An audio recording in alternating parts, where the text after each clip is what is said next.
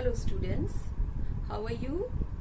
Hope all of you are doing good in your home and studying also.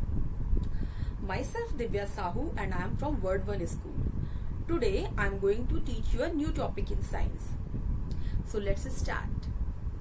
Children, in our last session we have studied about adaptation and habitat. What is adaptation? The process by which living things adjust to their surrounding is known as adaptation.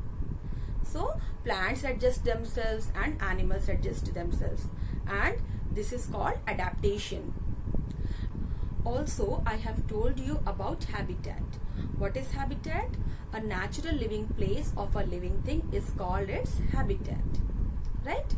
So on the basis of habitat, I told you that plants are divided into two: terrestrial plants and aquatic plants. We have already discussed about terrestrial plants, like the plants which are present on land are called terrestrial plants.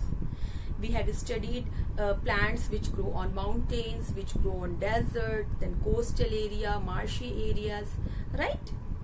So these different terrestrial habitats, we have studied about the trees which live in that kind of habitats, which are present in that habitats.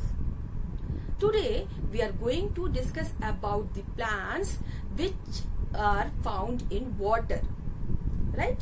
The plants which are present in water or on the water, they are called as aquatic plants.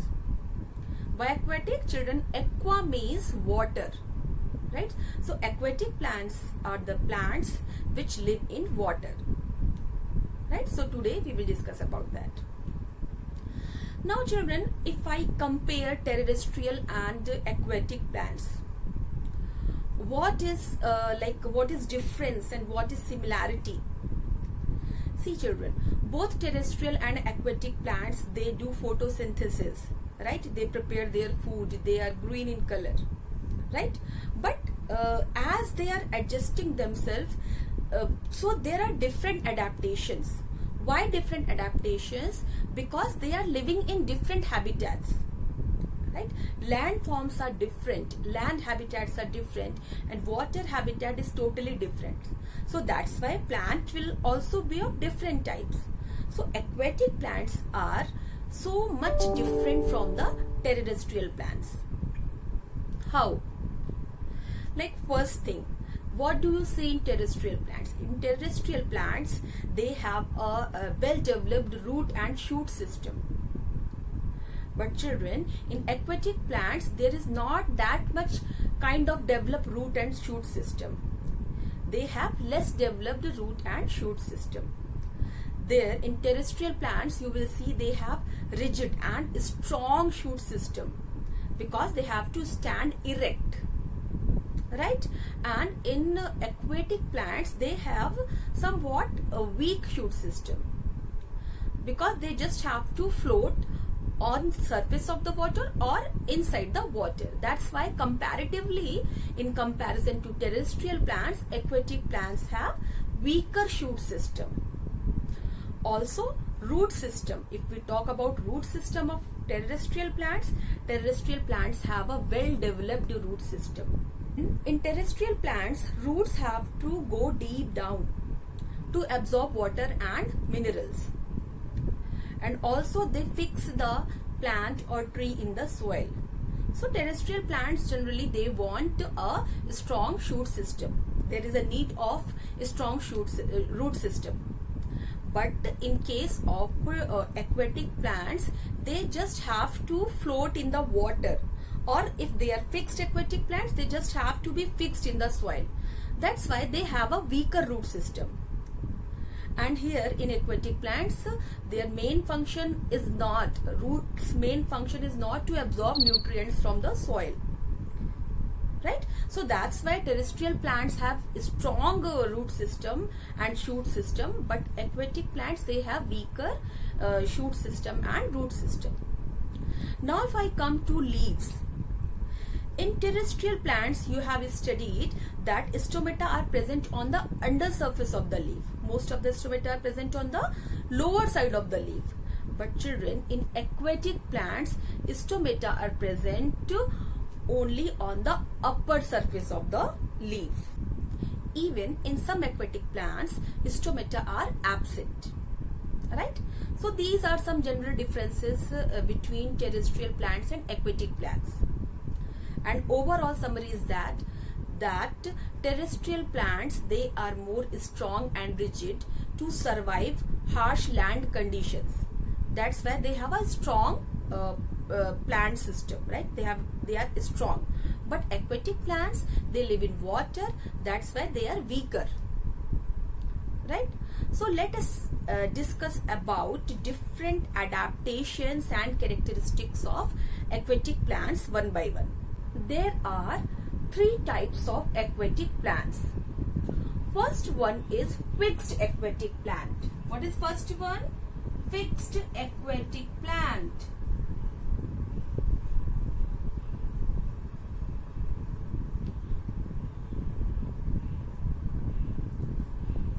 This type of aquatic plants are fixed at the bottom of water body. Right? Second one is free floating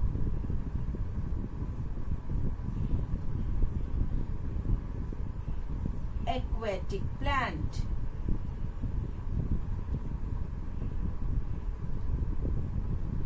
What are free floating aquatic plants? They float on the surface of the water. They freely float. They have light and spongy body, which helps them to float on the surface of water. And the third and last category is submerged or underwater aquatic plants.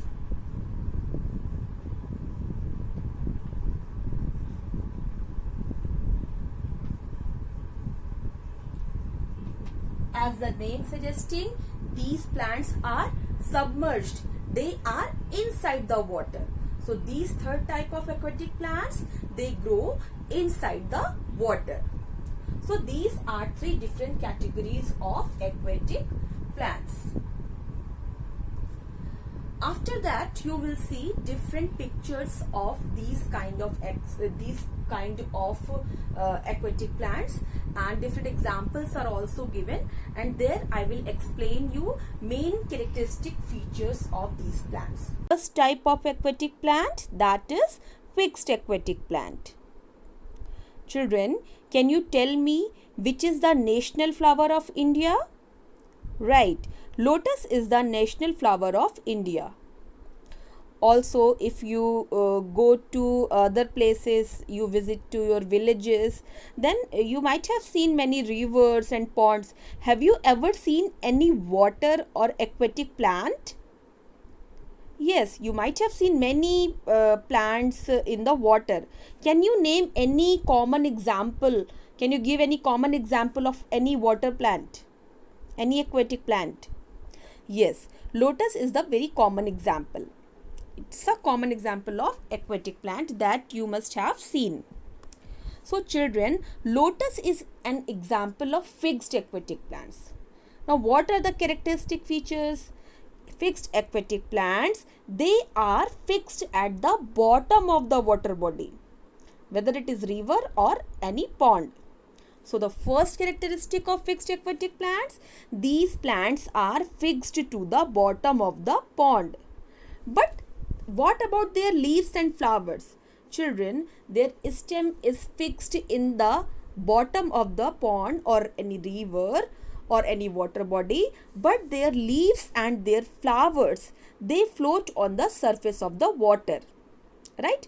If you have seen lotus plant, then you have only seen the leaves and flower only. It is you can observe on the surface of water, but it is you cannot see the other parts because it is inside the water and it is fixed to the bottom of the pond. Now if I come to other characteristics, like what kind of stem is there, roots are there, leaves are there. First come to stem. Children, in fixed aquatic plants, stem is hollow and it is filled with water. Sorry, it is filled with air.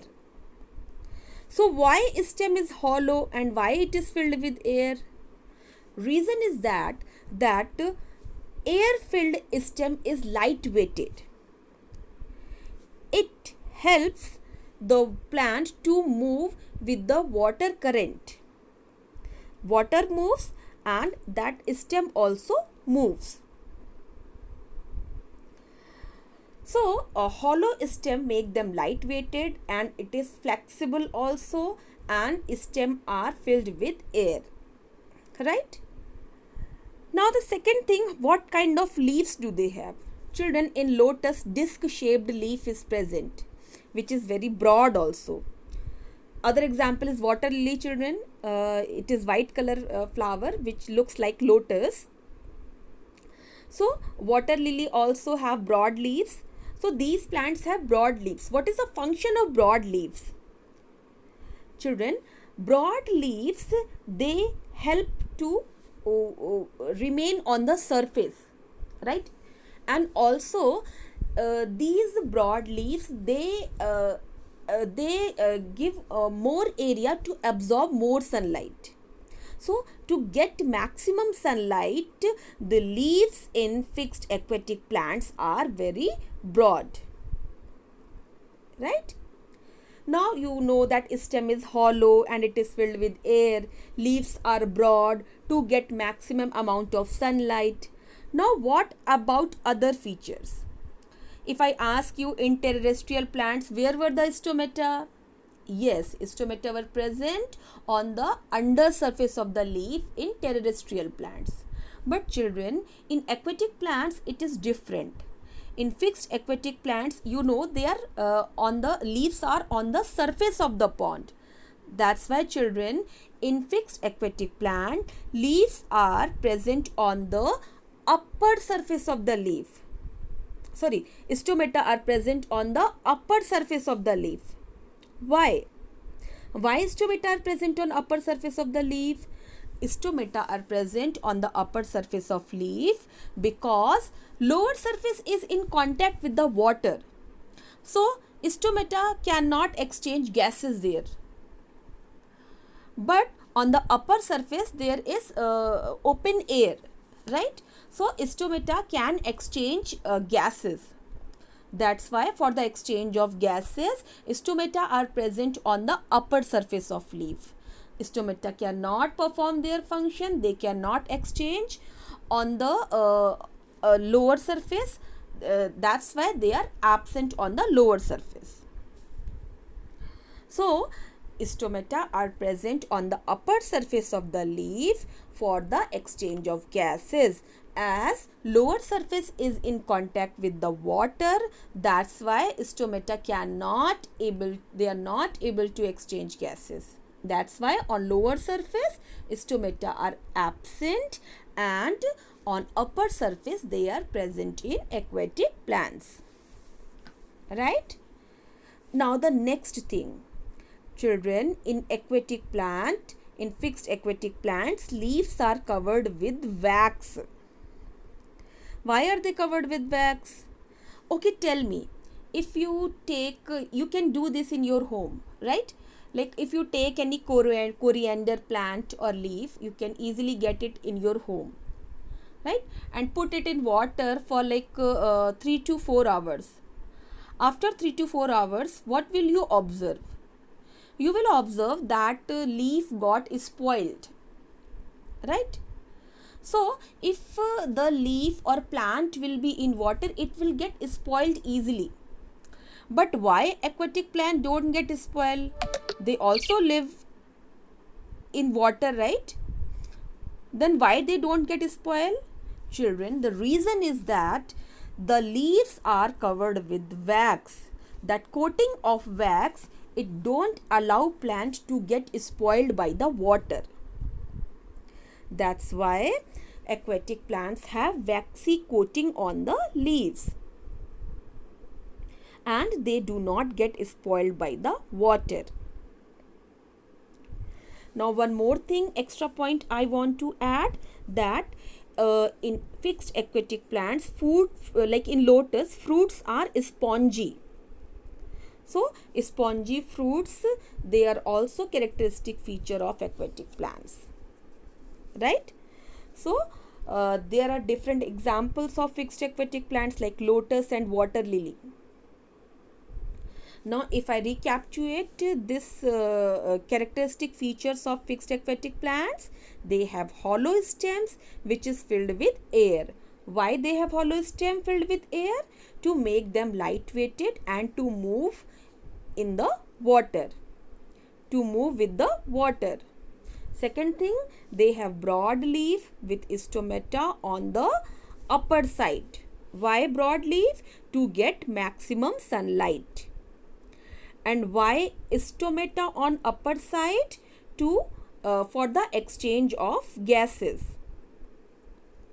And leaves are covered with wax to make them protect from water, like they should not get spoiled by the water. That's why leaves are covered with wax.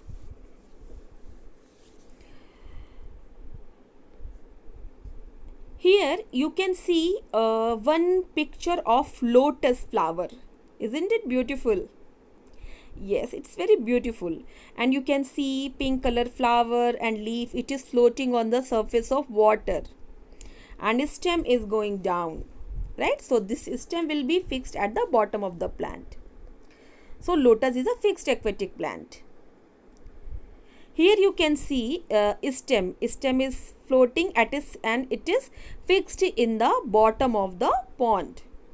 So this kind of plant is fixed aquatic plant.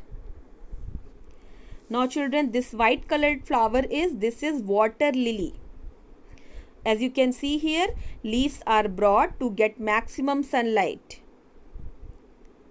right? And flowers and leaves are floating. They are present on the surface of the water, but stem is going down and it is fixed at the bottom.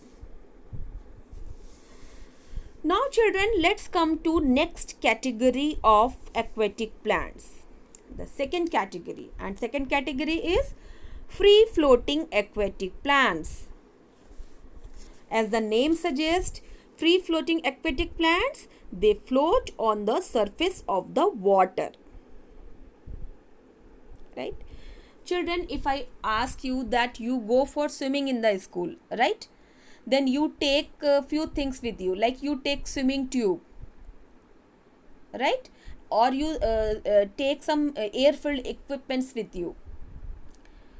Air-filled things with you. Why do you take air-filled things with you? Because these air-filled things will keep you on the surface of the water. They will save you from drowning. Okay. So in the same way, children, free floating plants also have a special type of plant body. And they have what kind of special body? They have light and spongy body. So how a light and spongy body is helpful for freely floating plants?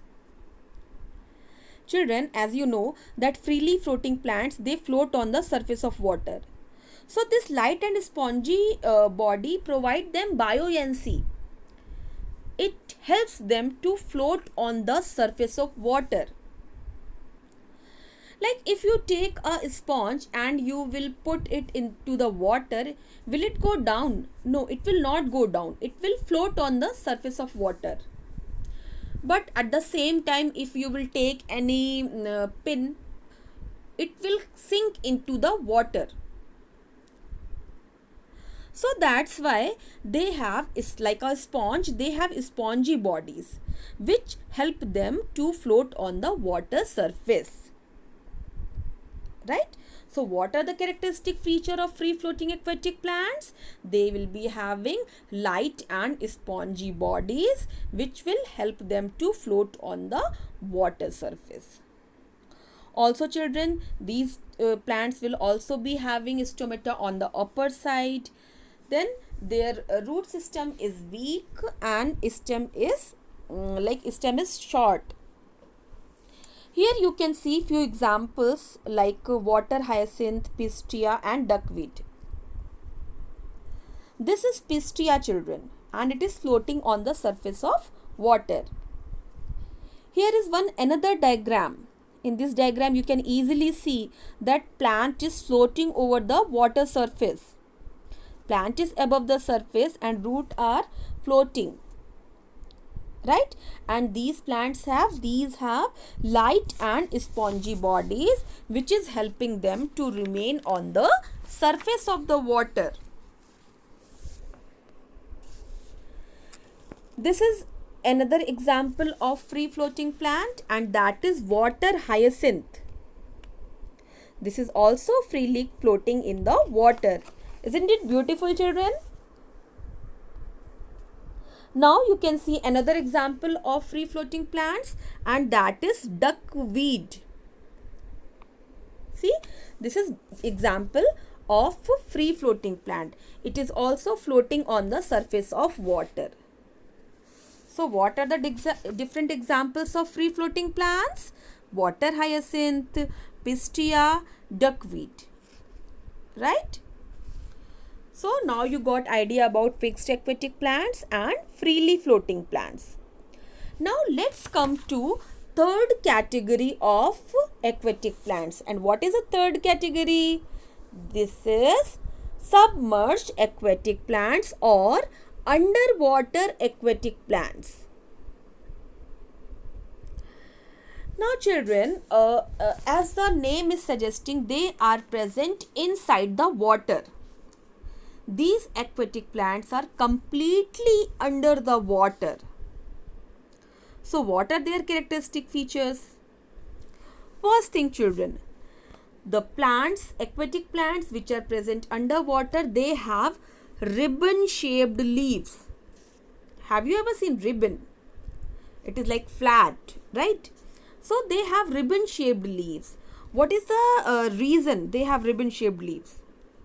Children, these ribbon shaped leaves, they help the plant to force they do not tear due to the force of water. Like water currents are there, water is moving, so leaves are also moving and plant is inside the water. So water currents will come and it may break the leaves. So leaves can be teared due to the force of flowing water. But due to the ribbon shaped leaves, they do not tear and they can face the force of flowing water. So water will be easily pass away. Right? Due to the ribbon shaped leaves, water will easily pass away and it will not make leaf to tear. So that's why submerged or underwater plants have ribbon shaped leaves, so that they cannot get teared due to the force of flowing water. Now the next thing, children, submerged or underwater plants, they do not have stomata. Why they do not have stomata? As I told you, in fixed plants, stomata were present on the upper surface. Why? Because the lower surface was in contact with water.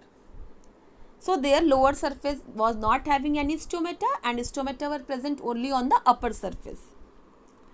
But here in submerged plants, stomata are not present. Why? Because full plant is inside the water. So stomata cannot exchange gases inside the water. So that's why stomata are absent in these plants. If stomata are absent, then how will they breathe? How will they do exchange of gases? Children, submerged plants, they breathe, they do exchange of gases through their body surface, through their plant surface. Right? So stomata are present in submerged or underwater plants. So if I recall, what are the characteristic feature of submerged or underwater plants? First, underwater plants are present inside the water. Second, they have ribbon shaped leaves. Third, They have no stomata and they breathe through their body surface. Now, different examples of submerged or underwater plants are like tape grass, hydrilla. As you can see here in this picture, there is a beautiful plant of tape grass. Tape grass is also called Vallisneria. You can see what is the shape of the leaves. Leaves are ribbon shaped. They are flat, ribbon shaped, so that they cannot get tear due to the force of water. Also, these leaves will not be having any stomata. They will be breathing through their plant surface, right? One more example is hydrilla. Here also you are seeing that leaves are small and they are ribbon shaped. And this plant hydrilla is a very common plant and it is also a underwater plant. Let's revise our today's topic. I will ask you few questions and you have to answer me. What are the three types of aquatic plants? Right. Three types of aquatic plants are fixed aquatic plant, free floating aquatic plant and submerged or underwater aquatic plants. What kind of stem is present in fixed aquatic plants? Fixed aquatic plants have hollow stem which is filled with air. What kind of leaves are present in fixed aquatic plants? Fixed aquatic plants have broad leaves with stomata on the upper surface. Why do they have broad leaves? They have broad leaves to get maximum amount of sunlight. And also it helps them to remain on the surface of water. Now, leaves are covered with which coating? Leaves are covered with waxy coating. And what this waxy coating helps them? It helps them to not get spoiled by the water. Children, give me two examples of fixed aquatic plants. Yes, lotus and water lily. Now come to the second one. What are freely floating plants? Aquatic plants which float on the surface of water, those are called freely floating aquatic plants. Why do they have spongy bodies? Freely floating plants have spongy bodies to make their body light and to provide them buoyancy so that they can remain on the surface of the water. Can you give me a few examples of freely floating plants? Yes, water hyacinth, pistia, wolffia, duckweed, etc. Now, what is the third type of aquatic plant, children? It is submerged or underwater plants. What is the characteristic feature of underwater plants? These plants are found inside the water. What kind of leaves are present in underwater plants? They have ribbon-shaped leaves. Why do they have ribbon-shaped leaves? Because ribbon-shaped leaves help them to not get tear due to the force of water. Do underwater plants have stomata? No, they do not have stomata as the whole plant body is present inside the water. So, stomata cannot exchange gases. So, if stomata are present, how do submerged plants breathe? They breathe through their plant surface or their body surface. Can you give me two examples of submerged or underwater plants? Yes, two examples of submerged or underwater plants are tape grass or Vallisneria and hydrilla.